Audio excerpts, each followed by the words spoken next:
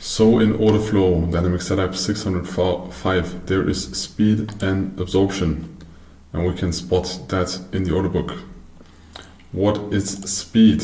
Very important to know. So the speed with which a market trades in one direction. So there are two types of speed. Either the speed of ticking, so how often the market changes the tick it is trading on, but also how fast the market, for example, if we have a big order here, you can see the 162 contracts.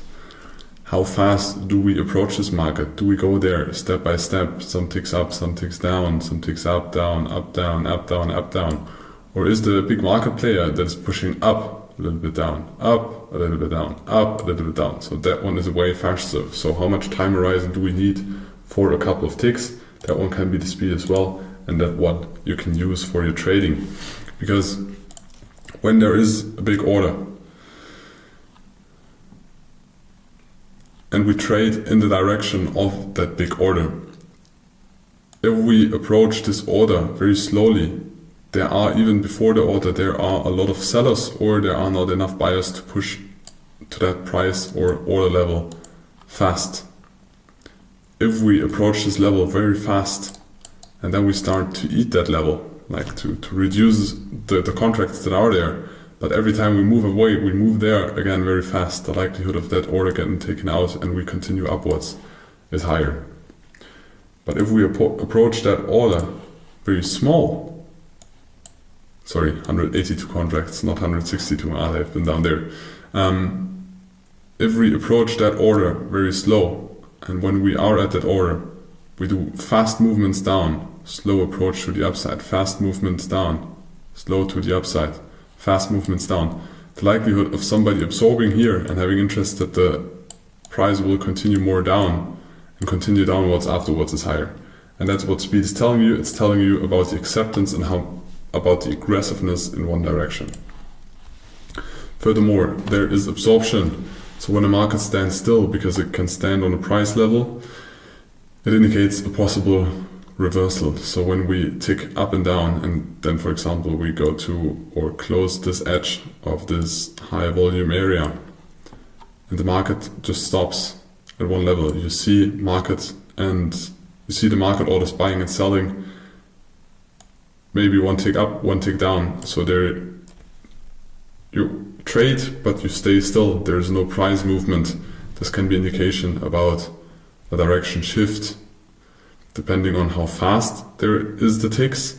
But most of the time the orders or volume there is traded reduces, and all the orders that are there are absorbed on one price level.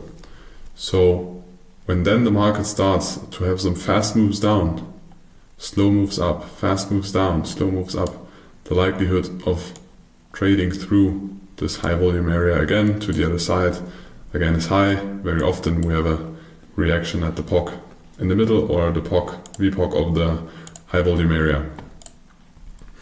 And we have icebergs orders. They are at certain price areas or levels where market participants have hidden orders. For example, here you can see 162 contracts, but it doesn't mean that there are only 162 contracts. For example, behind those 55 contracts there can be even more contracts, because the market moves there, and then when nearly or very close, when the 55 contracts are eaten, so somebody went there and bought 55 contracts market, another 55 contracts are behind that and are put on that price level, and if they are gone, another one and another one and another one, another one, another one, another one. For example, if there are always just 21 buy limits in the bid, and then we hit the bid and there are 214 contracts traded, this does not match with the 21 contracts that are there, but it's likely that there can be an iceberg order that just always pushes back contracts. As soon as the contracts are bought, they just put another limit and another limit, and this happens very fast and algorithmic. But you see that there is kind of an absorption of a big player is gathering some contracts on one price level, and these can act as support and resistance because the big players don't want just to put 1,000 contracts on a price level because it would be too obvious. That's why they hide it. And also the algorithms that do absorption hide the activities of the big player, but in the end you will see in the volume because the volume you cannot hide. So the result of dynamics is you have a combination of, if you have finished auctions on the extreme, like here on the downside and here on the upside, where the most volume is traded and where you have low volume areas for entries. For example, if you are in an uptrend and you want to continue with this uptrend because you have a trend day and you see you have finished auctions at the bottom, you have finished auctions at the top, and you have a trend, you have a finished auction here, so it's less likely that we test this low again. You want to scale in. Where do you scale in? You would wait for a pullback in this low volume area you can see here and wait for an entry somewhere in this area, so you can just buy limit here, or you will wait if the market goes down there, and then if it slows down because less volume is traded, there is not that much activity in the order book. That is a combination of the footprint, the volume, the big context, and the order book. And then you scale in long and you put your stop loss below the high volume area because it is likely that this one's going to be protected.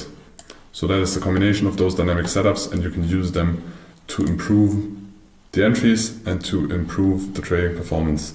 But for that you need to understand the logic behind it, but I hope you understood the logic. Otherwise, feel free to reach out in the Discord.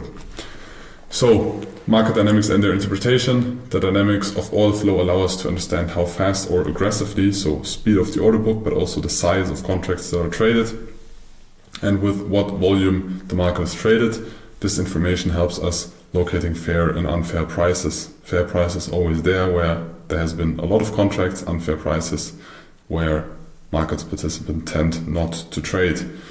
These can act as support and resistance zones, and we try to find always the big players and follow them because we are the small fish. We can get in and out of a position very fast. They can't, so we need to spot them and then we swim with them like the small fish with the big sharks.